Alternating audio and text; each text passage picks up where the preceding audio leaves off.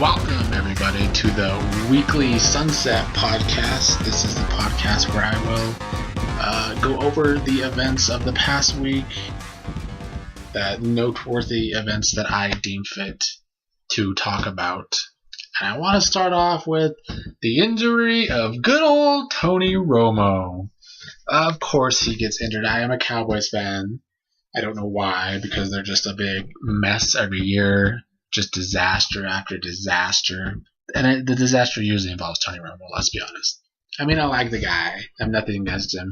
I'm just hoping that this injury, I mean, it's not a good thing for him, the poor guy, but I hope it's a good thing for the Cowboys and that Dak Prescott has a monster rookie season somehow, a Ben Roethlisberger Super Bowl, and that's what I'm hoping for anyway. But we'll see if that is really going to be the case or not. The dude has a broken bone in his back. He's had a lot of back issues. And, I mean, personally, this is not shocking whatsoever. I kind of expected him to get injured at some point during the season.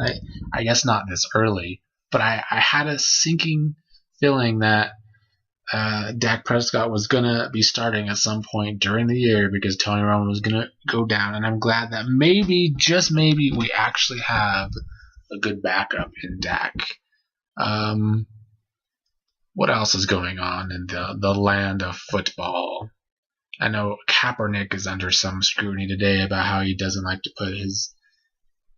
to be at attention for the national anthem. I know people are making the jokes about Kaepernick, and I'm not going to scrutinize him for his opinion on the country, like people did Gabby Douglas, which was stupid. But I know people are making the jokes that, of course, he doesn't stand at attention because he's always sitting on the bench, and I mean, that's pretty funny, let's be honest, because it is true in that respect. I know the Bears keep getting their ass kicked in preseason. Ain't that some shit? I see the Bears had a lot of injuries today. Poor Bears. That's another team I like to root for.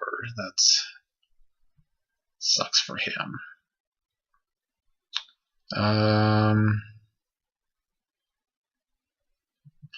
Not many more big news out of the NFL today. The big news being Romo is probably going to be out 6 to 10 weeks, and everybody wants to put this stat that the Cowboys were 1-11 without Romo, and they're just pretty terrible as a whole without Romo in the past. But in the past, they never had a backup. So, Dak, he's a rookie, so I don't know how he's going to be in an actual seasonal game, even though he's been dominant in the preseason. But here's hoping some positivity comes out of Dak Prescott. One can dream, can't they? Over in the MLB, Chicago Cubs represent. That is my baseball team. I know some people want to say, oh, bandwagon fan. Nope, been a fan since the good old Sammy Sosa days when I was like 8 years old. He was knocking out home runs on steroids with Mark McGwire, who was also on steroids. But, what can he do? I'm going to take a look at the standings right now. In the AL East, we got Boston, a game and a half back on Toronto. I'm doing this on Saturday, by the way, Saturday evening. So that's for the standings that I'm looking at. This is a battle in the AL East, really. We got Boston 1.5 games back, Baltimore 3 games back, Yankees 5.5 games back, Toronto leading the way. I mean, I still really think that's anyone's division with a month to go. It will be interesting to see if Toronto could hold on to that or Boston's going to pass them. Maybe even Baltimore passes them. The Central and the AL, not as close. Cleveland has a 4.5 game lead on Detroit, 6.5 on Kansas City. Kansas City, though, they've been hot. They really want to get back in the playoffs, maybe repeat in the World Series. But they're still 6.5 games back of the division, so I don't know if they will get there for sure. In the West, we got Texas leading the way. Seattle only 1.5 game back. I'm hoping Seattle makes the playoffs, something new in the AL West. Houston also only 2.5 games back, so this one is even closer than the East. So that'd be a fun month to go. Over in the NL, in the East, Washington dominating. Miami's 8 games back. Mets 10 games back. Don't think the Mets are going to be catching Washington in the division anyway. In the Central, Cubbies are dominating. It is so wonderful to see the Cubs 14 games ahead of St. Louis. Never thought I'd see the day. I mean, I could be confident now, but once the playoffs come, gonna be a nervous wreck expecting the Cubs to ruin shit like usual.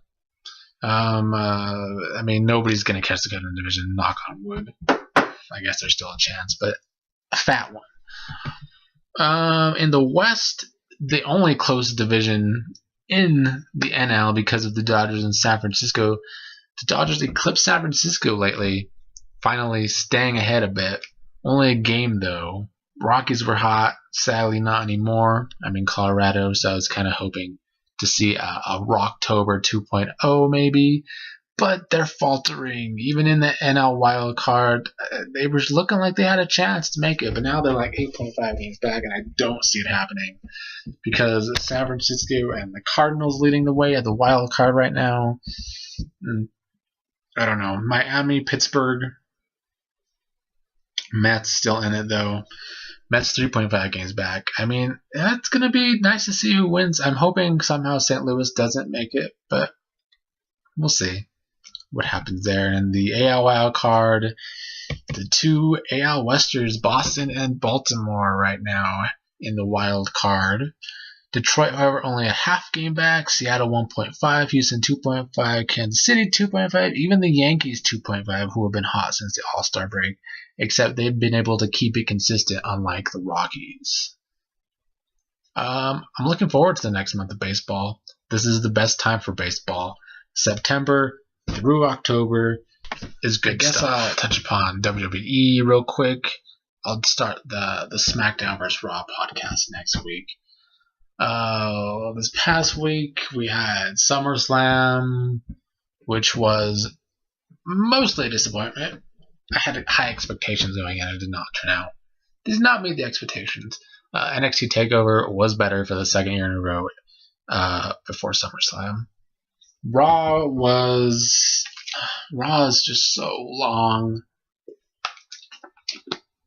Those 3 hours are painful. They just do not have enough creative stuff in the show to last 3 hours. It's just match after match after match, and I can't do it. It's not working. SmackDown is the superior show and has been since the brand split, in my opinion. I know everybody in the IWC was wetting their panties come the first Raw when Finn Balor was winning matches and became the number one contender to go against Seth Rollins. That turned out bad with Finn Balor's injury. And I know everybody wants to take a shot at Seth Rollins, including myself. I'm mostly joking now. I don't know if I hold him responsible for injuring a lot of people, even though he does like to throw people around. And I know Bret Hart likes to say that Seth Rollins is dangerous.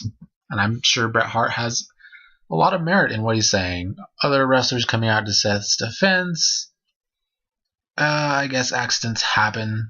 That's how I will just say it.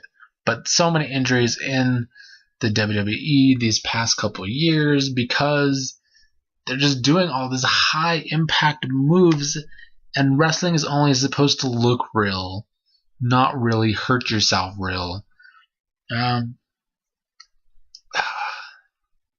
It's because the wrestlers have to bust their ass, and they always bust their ass. I respect wrestlers a lot. They bust their ass to get over with the audience in the matches because creatively there's no character development in the WWE anymore.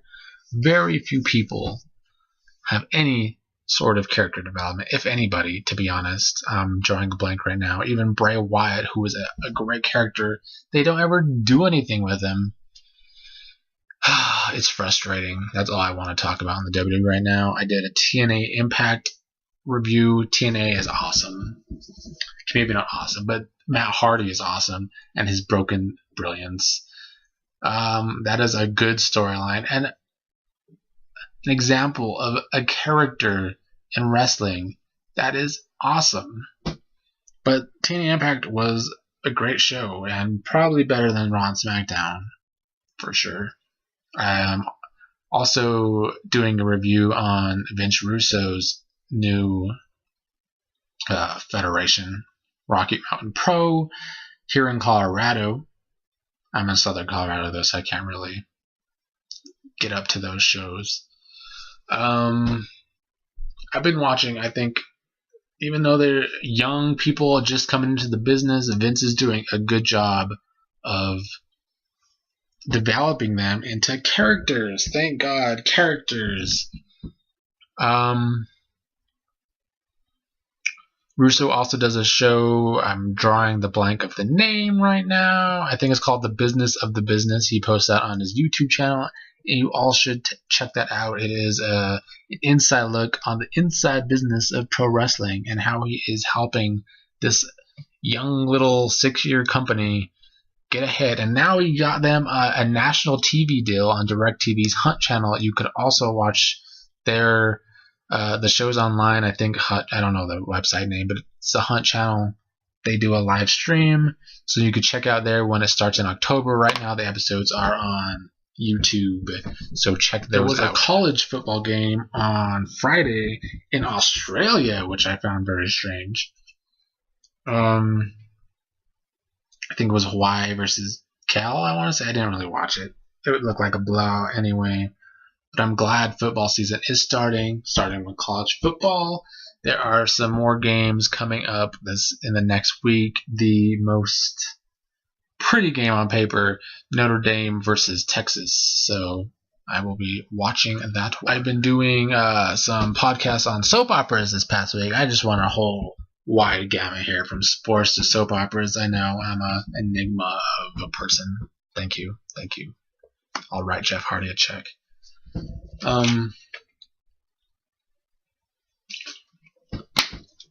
Digging Young and the Restless. Even digging General Hospital. I had a beef with General Hospital when Ron, I can't pronounce his last name, not even going to try, Ron C. Was writing the show. It was so campy. It was so over the top. Nothing meant anything. It was not good. But they're finding a way to bring me back in. I've been talking about Days of Our Lives and Bold and the Beautiful and how it sucks. All the American soap operas are pretty damaged and not good these days as a whole, which sucks. Especially Days, which was always my favorite. But it is a shell of its former self, for sure. The foreign soap operas are great. I'm so far behind, though, that I can't review them. I wish I could, but I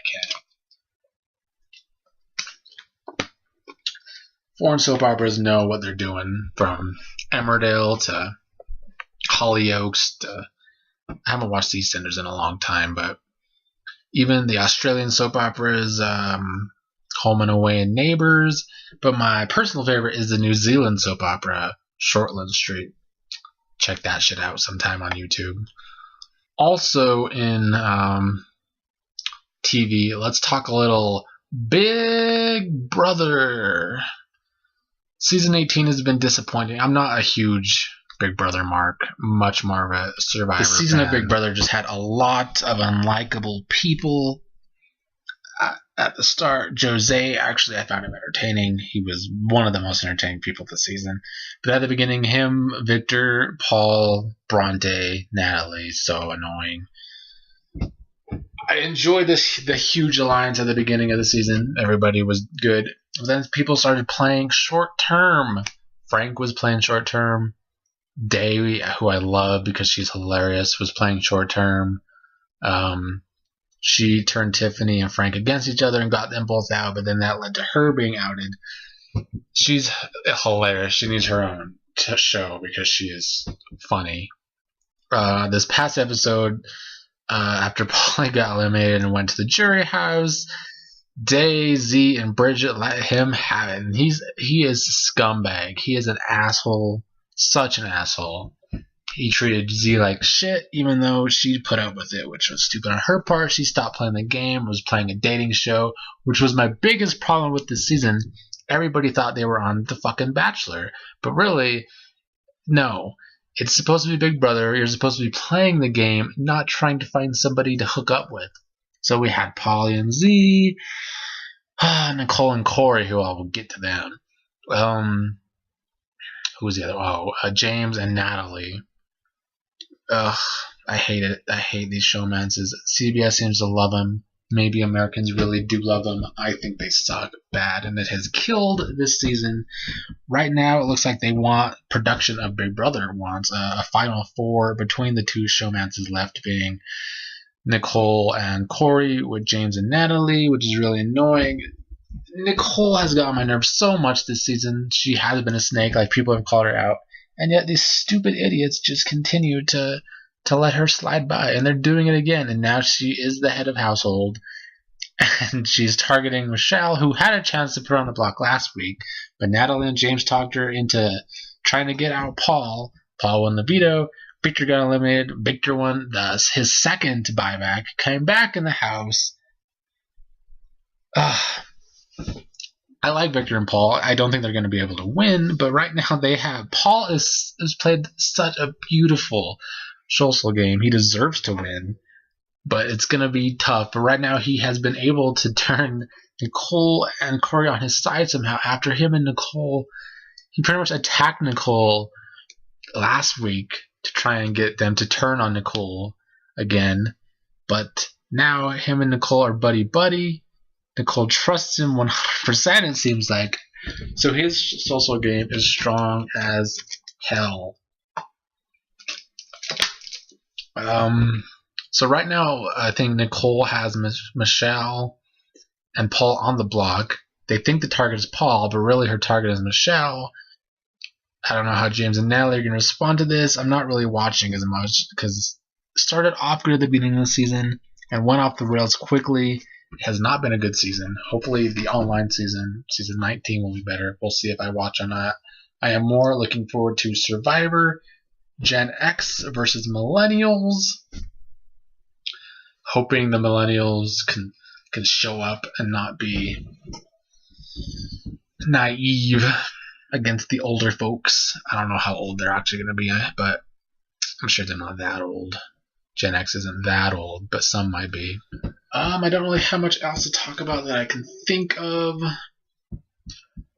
I know Colorado Avalanche have a new head coach. Don't really know much about him. I know he worked the minor league AHL.